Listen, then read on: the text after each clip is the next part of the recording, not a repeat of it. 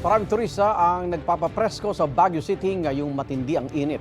Kumustahin natin ang sitwasyon doon live mula sa Baguio City. May unang balita si Bob Gonzales. Bob! Igan, foggy at 18 degrees Celsius ngayon dito sa Baguio City at meron na nga mga nagbabakasyon para hindi na raw sila sumabay pa sa dagsa ng mga turista.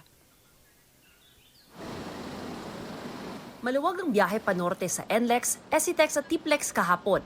May kaunting traffic lang sa ilang bahagi ng Cannon Road na ginagawa. Siyempre, pet stop para sa mga turista ang Lion's Head. Celebrate ko lang po yung birthday ko dito sa Baguio. Kasama po yung family.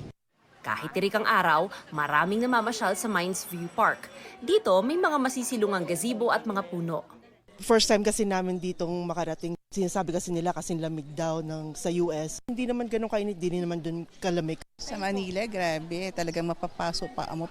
Konti pa lang yung traffic. Mae-enjoy mo ang panoramic view sa Mines View sa entrance fee na 5 o 10 pesos.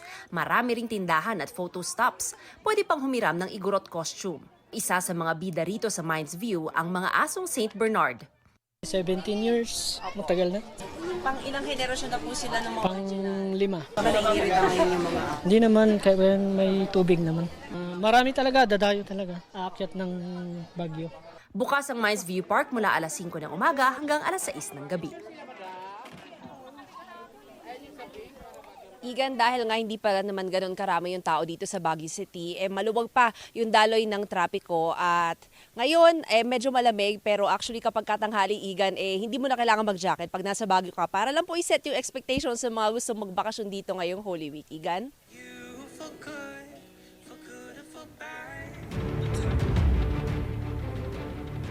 Maraming salamat, Bob Gonzales. Igan, mauna ka sa mga balita, mag-subscribe na sa GMA Integrated News sa YouTube para sa iba't ibang ulat sa ating bansa.